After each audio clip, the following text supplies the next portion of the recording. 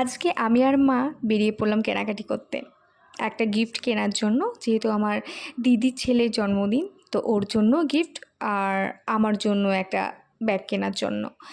তো দিদির ছেলের জন্য গিফট কিনা জানি না, কিন্তু দিদির জন্য গিফট এইটুখানি আমি কনফার্ম। কারণ দিদির ছেলের জন্য ঠিক কিনছি না, দিদির জন্যই কিনছি যাতে ও ব্যবহার করতে পারে জিনিসটা।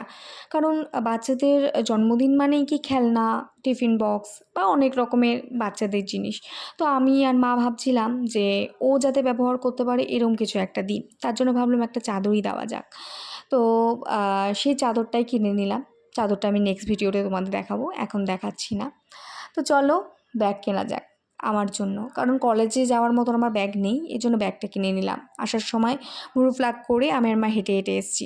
এসে তারপর মাকে ফুচকা খাওয়ালাম, তারপরে আমরা বাড়িতে চলে আসলাম। তো এই পর্যন্ত ভিডিওটা, প্লিজ লাইক শেয়ার কমেন্ট এবং সাবস্ক্রাইব করে দিও। বাই বাই, গুড নাইট, ভালো থেকো, সুস্থ থেকো।